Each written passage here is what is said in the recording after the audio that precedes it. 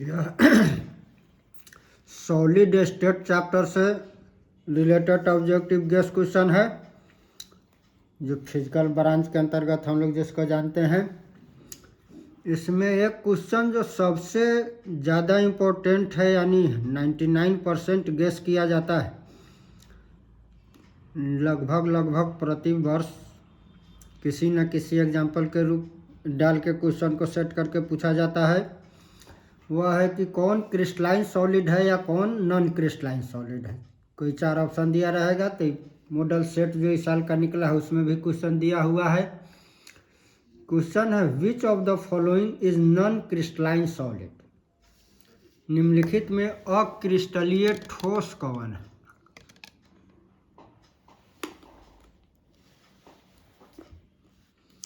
तो हम लोग जैसा कि जानते हैं सॉलिड स्टेट में मेन क्रिस्टलाइन सॉलिड को ही पढ़ना ही था। क्रिस्टलाइन और नॉन क्रिस्टलाइन का सबसे मेन डिफरेंस है कि जिसमें पार्टिकल रेगुलर ऑर्डर में प्रेजेंट होता है वह क्रिस्टलाइन सॉलिड होता है, और इरेगुलर ऑर्डर में प्रेजेंट होने पर नॉन क्रिस्टलाइन सॉलिड होता है। क्रिस्टलाइन सॉलिड को हम लोग 4 पार्ट में डिवाइड किए हुए थे।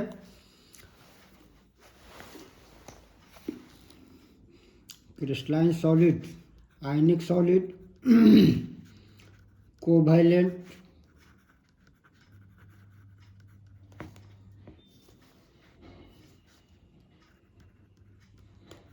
मेटालिक,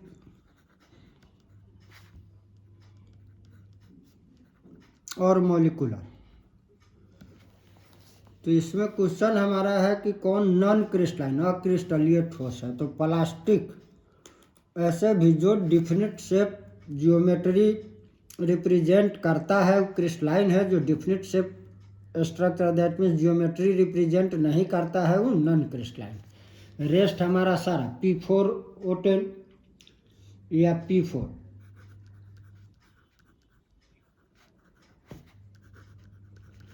इमोलिकुलर क्रिस्टलाइन सॉलिड का एग्जांपल है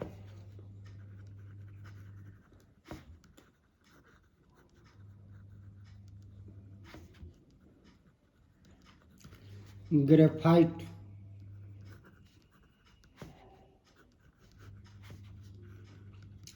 कोवैलेंट क्रिस्टलाइन सॉलिड का एग्जांपल है। तो आंसर होगा प्लास्टिक। फिर बोर्ड एग्जाम 21 में पूछा हुआ क्वेश्चन है an example of amorphous solid is. बेरावादार ठोस का उदाहरण है। फिर से amorphous that means non crystalline solid. तो डायमंड, ग्रेफाइट दोनों कार्बन का ही एलोट्रॉप्स है। Diamond and graphite equivalent crystalline solid होता है। तो ये क्रिस्टलाइन सॉलिड है।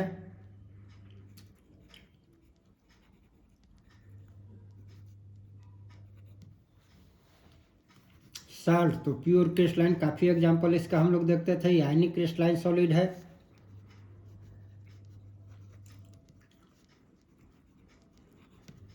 लेकिन rubber definite shape structure represent ही नहीं कर पाएगा, तो आंसर हमारा हो जाएगा डी, रबर। फिर नेक्स्ट क्वेश्चन हमारा ये भी बोर्ड एग्जाम 21 में ही पूछा हुआ क्वेश्चन है। श्योर एंड सर्टन 99% चांस होता है इस चैप्टर से ऑब्जेक्टिव में इस टाइप के क्वेश्चन का। Which one of the following is N example of amorphous solid. फिर से वही क्वेश्चन, एग्जाम्पल केवल बदला है। तो अभी हम लोग देखें NaCl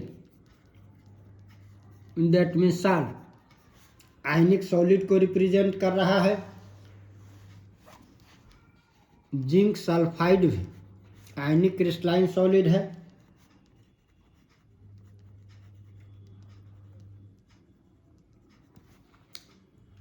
silicon carbide covalent crystalline solid है।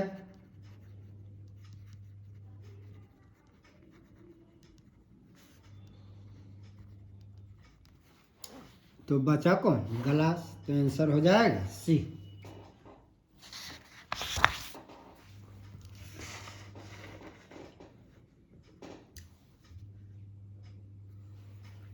फिर से next question same to same, which of the following is an amorphous solid, बेरावादार ठोस पदार्थ है।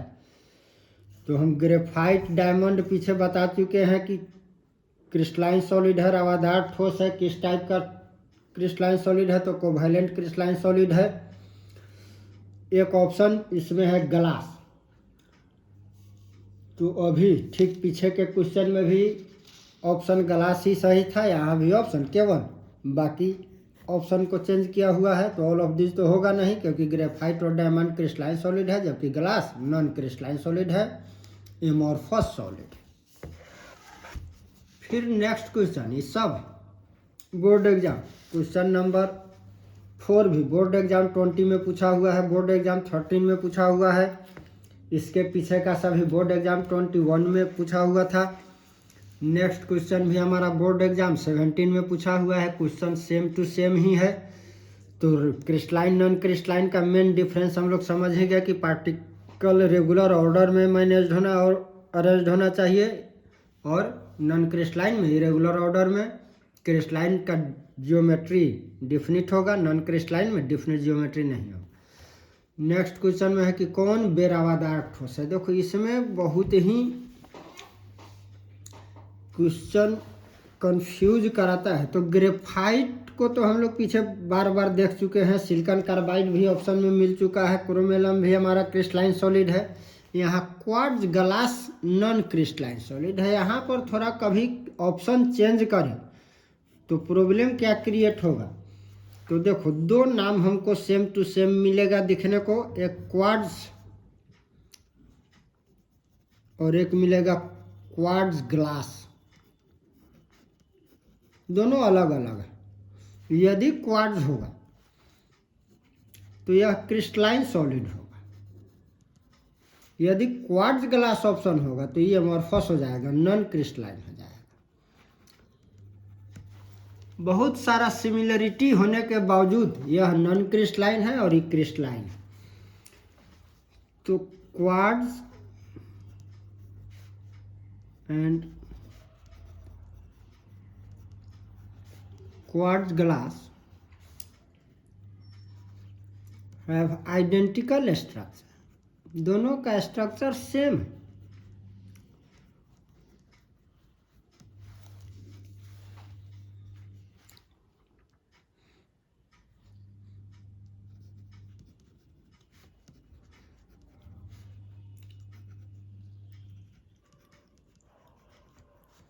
particles arranged in regular order.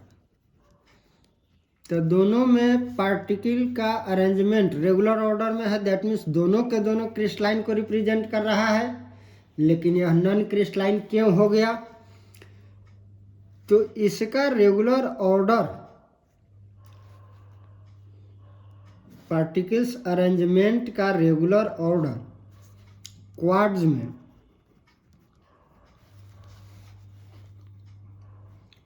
Long range order होता है, बहुत दूर तक सेम ऑर्डर रिपीट होते चला जाएगा। जबकि क्वार्ट्ज ग्लास में हर term same to same, particle arrangement in regular order है लेकिन शॉर्ट रेंज ऑर्डर में है। तो शॉर्ट रेंज ऑर्डर में होने के कारण ही यह नॉन क्रिस्टलाइन का कैरेक्टर रिप्रेजेंट करता है, जबकि क्रिस्टलाइन का कैरेक्टर रिप्रेजेंट करता है। तो खैर यहाँ तो हमारा डायरेक्ट ऑप्शन क्वार्ट्ज ग्लास हो रहा है, लेकिन हो सकता है कि कभी क्वार्ट्ज पर देके कोई क्वेश्चन सेट करे तो क्वार्ट्ज क्रिस्टलाइन होता है, जबकि क्वार्ट्ज ग्लास नॉन क्रिस्टलाइन होता है। इस बात को हमेशा दिमाग में रखना है। नेक्स्ट क्वेश्चन है, घनाकार क्रिस्टल में ब्रेवेस जालकों की संख्या होती है। The number of Bravais lattice in a cubic crystal system. तो देखो फ्रांस का एक साइंटिस्ट था ब्रेवे, साइंटिस्ट मैथमेटिशियन था। उसने 7 क्रिस्टल सिस्टम जो हम लोग पढ़े हुए हैं, इस 7 क्रिस्टल सिस्टम में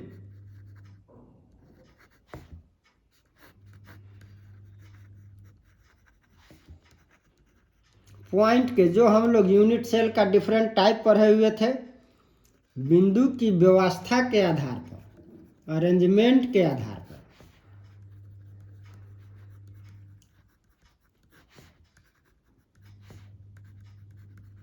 14 भिन्न प्रकार के जालक को स्थापित किया।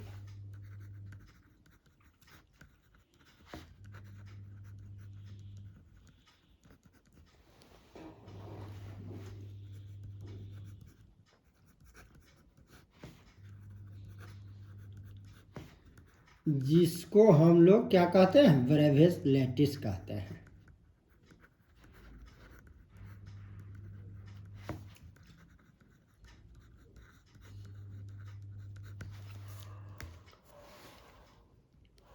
सात क्रिस्टल सिस्टम से 14 डिफरेंट अरेंजमेंट पाया।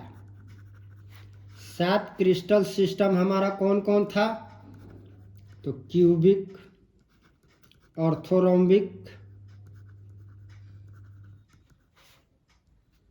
Monoclinic, tetragonal, hexagonal, triclinic,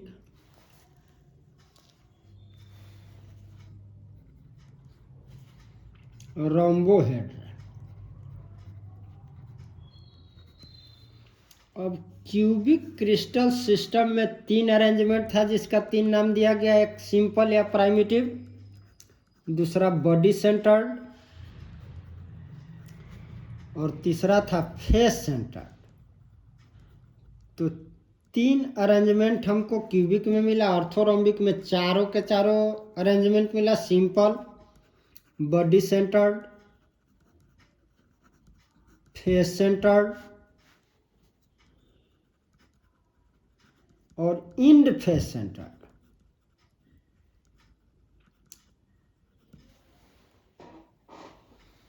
monoclinic 2 arrangement दिखाया, simple, end face centred.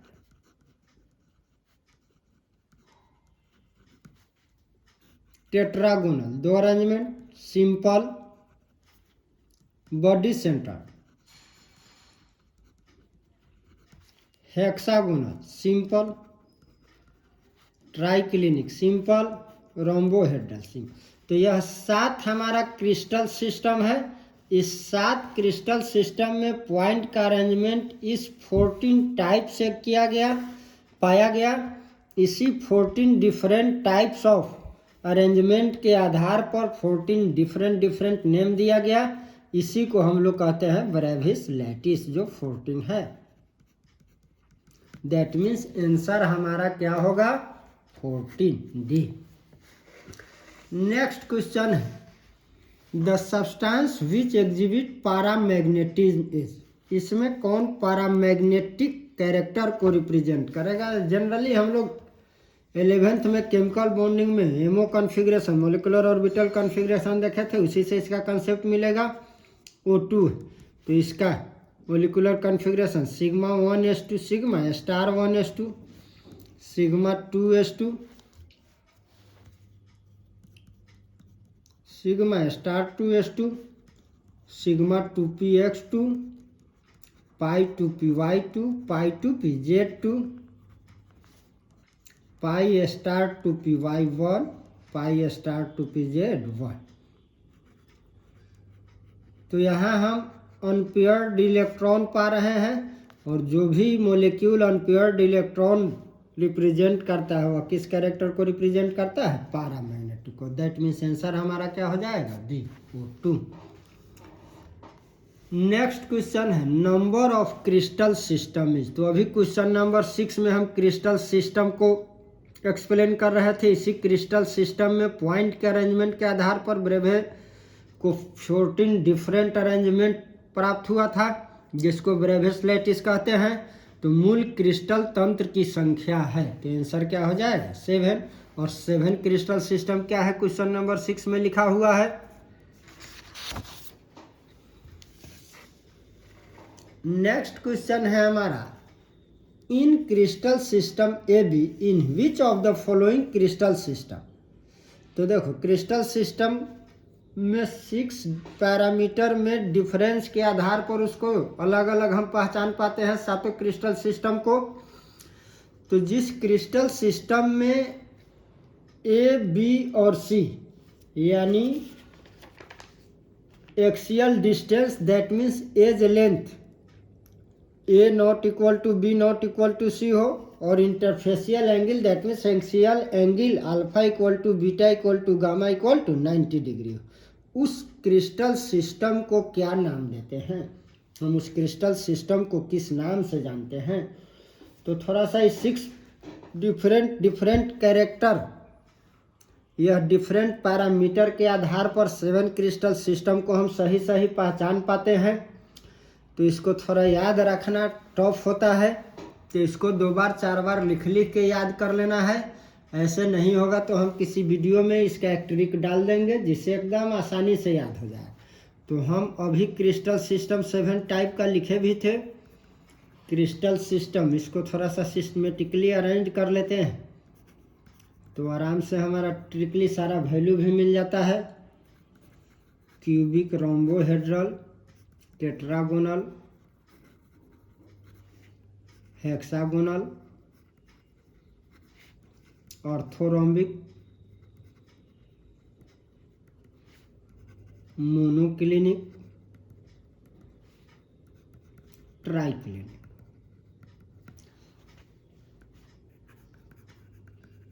Axial distance का कंडीशन सभी में क्या है? एक्सियल एंगल का कंडीशन सभी में क्या है?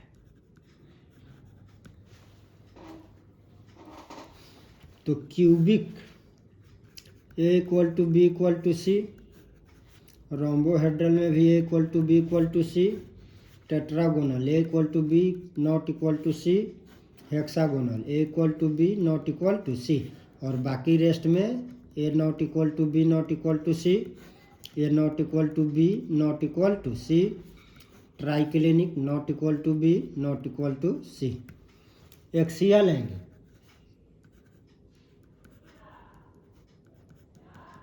$90 डिग्री है। टेट्रा में सेम कंडीशन है।